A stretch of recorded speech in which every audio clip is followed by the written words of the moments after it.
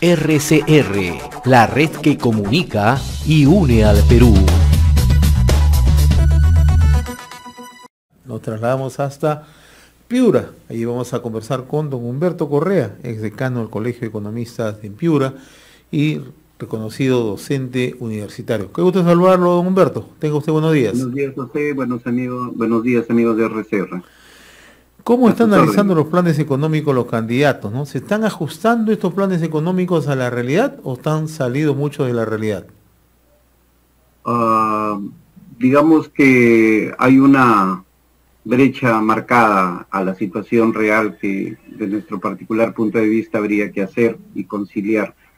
Cada partido de los principales que están en carrera tienen sus puntos a favor, pero también aspectos negativos al no dimensionar bien la situación por la que atravesamos y la circunstancia particular que establece la COVID, que no nos permitirá recuperarnos sino tal vez en una década, producto del gran impacto negativo que ha tenido ella sobre la economía nacional, sobre las economías regionales y sobre todo sobre la economía mundial, ¿no? Entonces la economía es un sistema de vasos comunicantes y eso hay que entenderlo. Entonces los planes de gobierno pecan por una situación particularizada al tema de infraestructura, al tema tributario y al tema de la asistencia social fundamentalmente, pero no en el orden correcto para mí, en el sentido de que estás prácticamente en una economía de guerra y necesitas 1 a 2 años una situación de ese tipo, y en la cual necesariamente tienes que incrementar el gasto público, pero no puedes seguirlo haciendo como se ha hecho hasta ahora. Y entonces supone una racionalidad, una eficiencia, manejando los pocos recursos que nos quedan, asimismo viendo las ventanas posibles de financiamiento para sostenernos en los próximos 2 años. Y la situación se nos ha complicado simplemente porque no tenemos vacuna, y el mundo está así, incluso países en los que se alcanzó más del 40% de vacunación han vuelto a cuarentenas bastante fuertes, ¿no? Porque la vacuna todavía sigue siendo una vacuna experimental. Hasta ahora te está diciendo que en algunos casos resiste 6, 8 meses.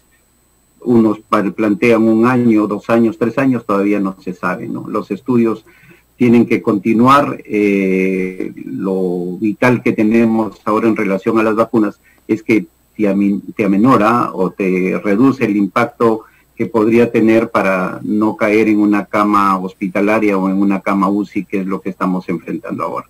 Y el otro lado de los programas debería enfocarse, sí, a un tema que tiene que comenzar desde ahora, con algún alineamiento en relación a las condiciones fiscales, a la promoción que se puede hacer, y es en el tema de inversión, tanto pública como inversión privada. Ahí están lo principal para no hacer alguna tendencia negativa o cargada hacia algún nivel de gobierno, salvo alguna pregunta que tú quieras hacer. Ahora, ¿qué ocurre cuando ciertamente se le pone bastante énfasis, se indica que el gasto público tiene que ser necesario por las circunstancias que vivimos? Es una emergencia y eso es normal entenderlo, ¿no?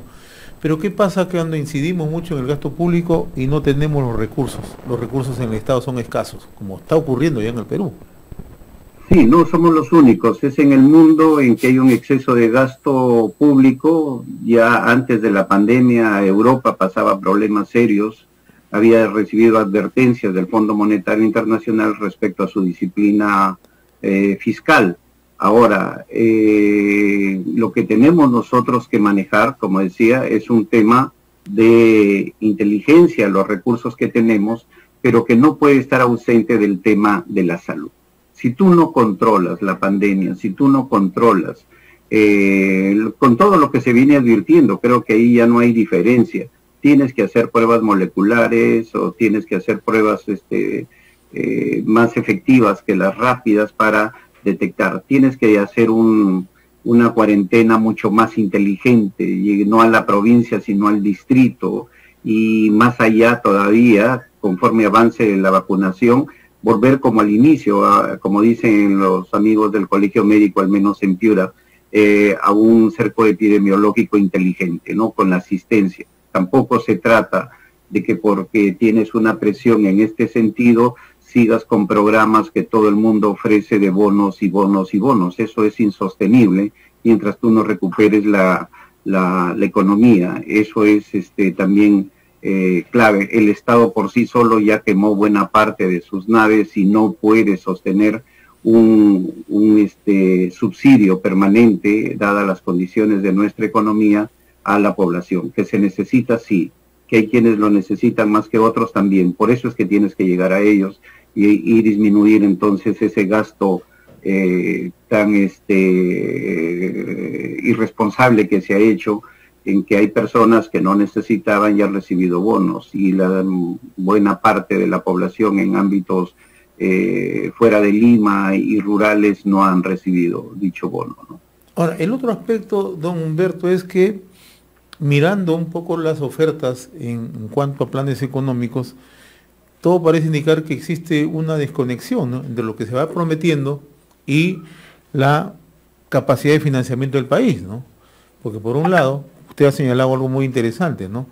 Los bonos pueden ser atendibles en una circunstancia, pero no de manera permanente, ¿no? Pero además, en un país donde tenemos una data muy precaria, ¿no? Eso lo hemos demostrado, ya se está demostrado, por más que se intente dar una explicación, ¿no? Entonces, ¿qué ocurre? Entre esta desconexión, se promete una cosa, pero la capacidad de financiamiento es otra, ¿no? Bueno, no es el único escenario. Desde que tenemos uso de memoria, como bien señalas, particularmente en el tema del empleo, las estadísticas no son adecuadas en temas de informalidad y formalidad también, condiciones de empleo. Las condiciones mismas de vida, en manera general, estuvimos engañados en una carrera de ingresar a la OCDE como una alternativa de alcanzar ya y posicionarnos como un país de desarrollo medio, lo cual nos llevó a vivir una fantasía, ¿no? En vez de tarrajear, a cubrir con papel la pared para aparentar que estábamos bien. Y esta pandemia nos ha revelado de que no era tal situación. Nos ha vuelto a la triste realidad de que somos un país pobre, que tenemos una serie de falencias, y no es tarea de un solo gobierno, ni del que viene, tal vez dos más, para de manera disciplinada, viendo también, como decía, el tema de la salud ahora con la pandemia, pero también los procesos de recuperación que tiene que pasar, y ojalá hayamos aprendido de que la informalidad no le conviene al trabajador, de que la informalidad no le conviene al empresario, para poder tener asistencia del Estado y una recuperación ordenada, ¿no? Ahí hay un trabajo como el tema educativo, un tema de capacidades de larga data, ¿no? En Piura, por ejemplo, estamos avanzando, creo, bien, pero desconectados de una política integral a nivel nacional, donde hemos estado acostumbrados que la descentralización en los últimos años eran reuniones con alcaldes y gobernadores.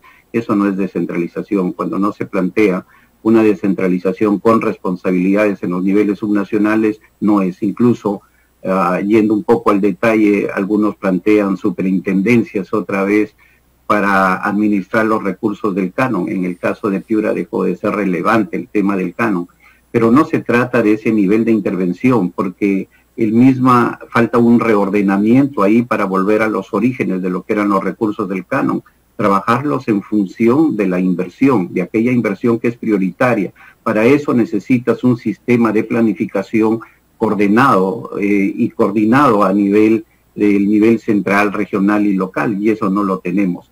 Entonces, lo que sí tenemos y queremos, porque esta pandemia también lo ha demostrado, es que hay absolutas ineficiencias en niveles locales y nivel regional, y ahí es donde tiene que intervenir un nivel intermedio a lo que corresponde. Si es un nivel local, distrital, tendrá que intervenir el provincial, y si es a nivel de municipalidad provincial, el regional, y si falla el regional, tendrá que haber un orden nacional. La población no puede ser perjudicada por una mala gestión, un mal líder, un mal dirigente encargado de la gobernación o de una alcaldía, ¿no? Algo que la descentralización es vital, ¿no? Sí. La importancia que le está dando al gasto público por la propia crisis mundial, ¿no? Pero en el Perú estamos descuidando el otro factor, ¿no? el factor de las inversiones, ¿no? Y cuando miramos ahora el escenario actual y las propuestas de algunos candidatos, lo que se sigue proponiendo es que el Estado lo puede resolver todo, ¿no? Y eso me parece que es un error, ¿no? Hay límites, hay límites. El Banco Central de Reserva ya se la jugó. Tal vez le quede un 30% más por hacerlo.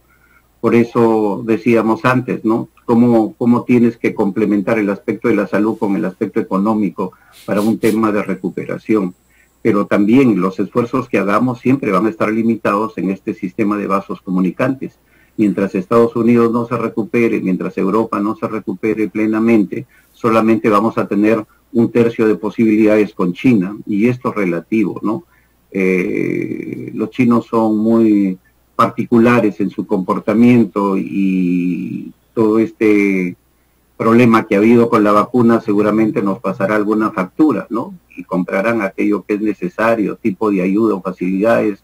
No las hemos visto ni con los precios que nos hemos enterado de la vacuna, y no podemos decir que el Estado chino no sabía. Todas las empresas chinas funcionan, son estatales y funcionan en función de órdenes centrales, ¿no? Entonces ahí tenemos un tanto complicado. Si la economía mundial no se recupera, nosotros vamos a estar de tumbo en tumbo. ¿Qué es lo que más agrava? Los problemas que tenemos en el control de la pandemia, ¿no? Muy bien, don Humberto Correa, como siempre ha sido grato conversar con usted.